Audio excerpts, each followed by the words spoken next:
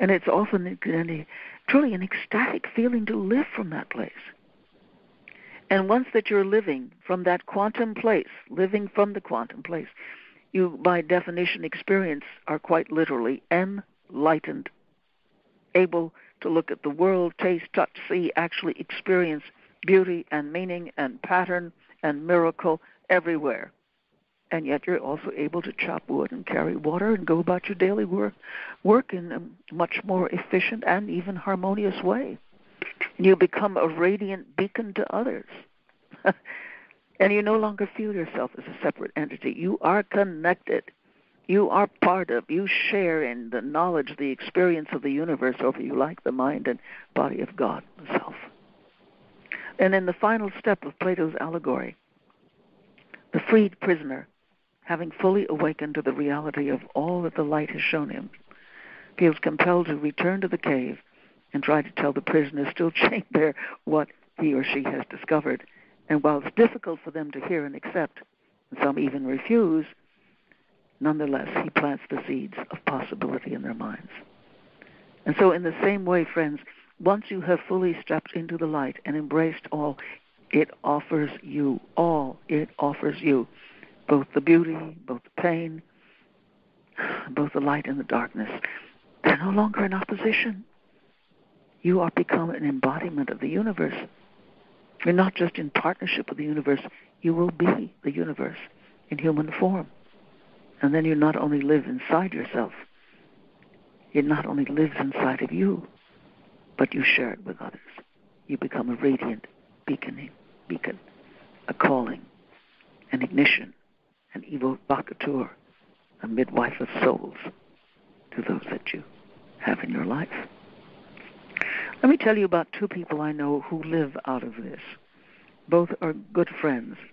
One was the great anthropologist Margaret Mead, who lived with my husband and me part of the time in the last 6 years of her life. And I was astonished at how fortunate she was. Lucky. I never seen so much luck. Give you an example. She and I are walking along, and she is complaining about the fact that she needs a particular piece of information that is critical to the speech that she's to give in Washington the next day at the American Association for the Advancement of Science, of which she is the president. And she's saying, I can't find it, I don't know where it is, it's got to come to me. It must come to me because I absolutely need it, you know. We're walking along, and a woman comes up to us, and she says, oh, Dr. Mead, you don't remember me, but yes, I do. You're Linda Nussdorf. You were in my class in 1947, and you never finished your paper. And they said, well, yes, that's true, Dr. Mead, but the fact is I went on to graduate school, and I did my master's in, and she names the very thing that Margaret needed at that moment. Margaret grabs her by the hand and says, you'll come home with me. So this sort of thing happened all the time. And I said to her, Margaret, I've never seen anybody so lucky in my whole life. She said, yes, I am fortunate. Well, why are you so fortunate, Margaret? Because I expect to be. She lived in a blessing state. She expected it. This was the way the universe worked for her. This was her perception of it. She lived truly out of the quantum field, although we didn't use those words in those days. My friend Deepak Chopra is very much the same, you know, and I think part of it began in his childhood in India, when his mother brought him into the whole mythic family of India. She said, oh, Deepak, you must know that you are Vishnu. Yes, Mama, I am Vishnu. You are also Krishna. Oh, I like being Krishna. Thank you. I love being Krishna. You are Ganesh. Ganesh, you have an elephant head. I'm going to hit you with my elephant nose. And he really began to identify with these mythic archetypes, these great potencies and patterns, which, by the way, are critical in our learning in the 7-week course as we begin to become and begin to identify with these archetypal potencies and powers. So he really went on then to have, you know, an extraordinary life of remarkable luck. Now, it's not that he doesn't have bad times, because he does, but somehow he gets through them. And he begins to bring into time a whole new order of science and spirituality, of creativity and health. I mean, it's really remarkable what this man does. He now has 80 published books. So I'm not suggesting that you become Margaret Mead or Deepak Chopra, but I do say that when you start living in the light in which the expectation is realized, you begin to know that this is one of the great key powers which you are the recipient of. Beautifully stated, Jean. Thank you so much. Now let's just recap so we all understand these three keys to unlocking the quantum powers. First, you talked about gaining the clarity about the true nature of reality. Again, with the Plato's analogy, it's the person who is unleashed from the chains and is released from that bondage. Then the second key is living a new story, which is really the stepping out of the cave and realizing that the world is in 3D out there, and it's so much bigger than we actually realized while we were stuck in the chains. The third key being that living in the light, which is really the application, the practice, the practical living of these quantum powers in your daily life, and also coming back to the community, going back into the cave and communicating this to the people who are still caught in the cave. Now, earlier you mentioned the urgency of this and that this is really a unique time. And in a way, we're kind of almost ready to push a button that either moves us to a higher state of evolution or can potentially destroy us. And there is a sense of urgency that we step up to this higher potential within us. What would be the cost, though, if we don't do this? I mean, can you speak to that a little bit? Well, the old path is not going to work. It's causing breakdown and transition literally in every phase of life and all over the world.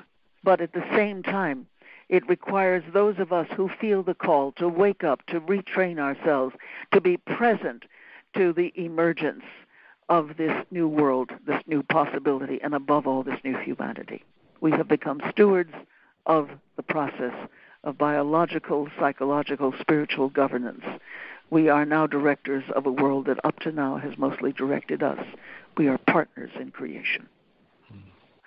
The universe is holding its breath, waiting for you to take your appropriate place in this incredible drama in which we have been born into. That's beautiful, Jean. And from what I'm hearing from you, Jean, it's so obvious that we each have a responsibility to step up. We have this potential within us, and it's really our time now to step into that and utilize it to integrate it fully. Really, it's our time to become quantum. But I know a lot of people listening, and I know I've experienced this too, it's sometimes very easy to get derailed or set back because of, a lack of clarity. There's so much happening in our lives. We feel obstructed, hindered by life in a way. And I know, Jean, that you have spent your entire career really developing tools to help us break through that. But specifically over the last 10 years, you've developed practices and powers to help us really transcend these obstacles. And that's what I want to introduce to all of you listening right now. Over the past year, Jean Houston has worked very closely with Evolving Wisdom, and we've developed a program which is the greatest teachings of Jean Houston to date. And this program is called Unlock Your Quantum Powers. So we want to give you the details right now about how the course is going to work and how you can join Jean Houston for this amazing experience and transformation for yourself. So if you're listening online right now, you'll see on the events page where you can see the audio player where we're talking right now. And just below that, you're going to see a link that says visit the Unlock Your Quantum Powers course information page. So go ahead and just click that link right now. That's the easiest way to get there. So if you're on the course information page, I invite you now to scroll down to where it says, here's what you'll discover in Jean Houston's Leading Edge 7-week training program. So Jean, the first week, this is all about how the universe really works, and you're training your attention and beginning to really unlock your quantum powers. Can you speak about the benefits and the outcomes that people can expect from this one? Well, the outcomes have to do with a very different perception of reality, and in which you really know that you are the outpourings in space and time of an immense cosmic love. I think that's the best way to describe it. So how do you keep knowing this? You train your attention. I mean, it's the difference between walking around in a very dark house, just finding yourself running into furniture, and then finally finding the light and turning it on, and the house is flooded with beautiful light, and you begin to see the reality of what's there, the pictures, the furniture, the lovely, wonderful curling spirals in the rug. I mean, you have woken up, but how to bring your attention to that? So it's not just an intellectual idea. It becomes bone-driven. It is visceral. It moves in your nerves and sinews. Yes, I live in the universe, and the universe is here loving, working, co-creating with me. So, for example, in those areas of your life where things have been a struggle, or you've really been stuck for simply too long, they begin to shift. The old blocks are released. You feel them crumbling away. Say you don't know what the next step is in your life or your career. You may even feel burned out, as so many people do, or certainly blocked. And then that switch is turned on, and suddenly there is a level of possibility, of clarity, and I think what is even more important, of energy to make the difference.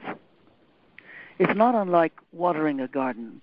I have a garden, and I have to do a great deal of watering, and because it's a rather large garden, the hose gets kinked up, and I start flowing, and then everything stops. Well, sometimes we even have that in our life. We're flowing along, and then suddenly it's the wall. It stops. The water is not flowing.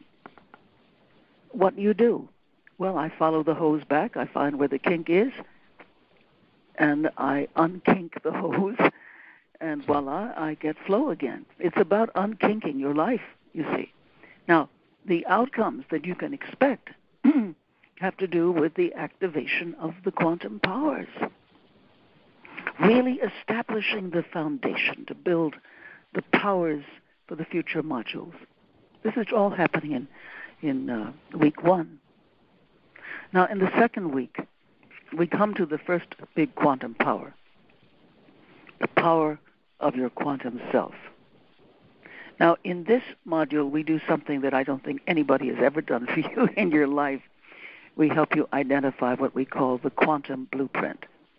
This is the higher template of who you really are in your fullness, something that you probably never thought about before, who you really are in your fullness. And once you release this power, you simply no longer feel alone. You're not alone in the world because you know that you are truly, truly partnered with the universe. You experience firsthand no separation. You're part of the universe, and the universe is part of you. What may have been abstraction or feeling yourself unlocated or lost in the great abyss of time and space, that's not true. You are home. You have more energy. You see more clearly. The world becomes brighter. I mean, think of some area in your life that hasn't been working. Maybe not work as smooth, but maybe not even working at all. It might be starting a new business and maybe focusing more time on your art, or maybe it's the desire to have a partner. Imagine if you could embody the power of the cosmos within you. Can you imagine the field around you? It would be alive. It would be sizzling. It would be a field of, it's more than attraction. It's a field of resonance, sheer resonance. So when you turn onto and become identified with the universe, you will walk into a room full of people and they will feel drawn because they feel your energy, which is positive, creative, constructive. It's as if they, as well as the universe, is saying, hot dog, there's a live one. This is a fundamental shift in your whole being, this flow state, a fundamental shift. And you not only are a different person, you're living in a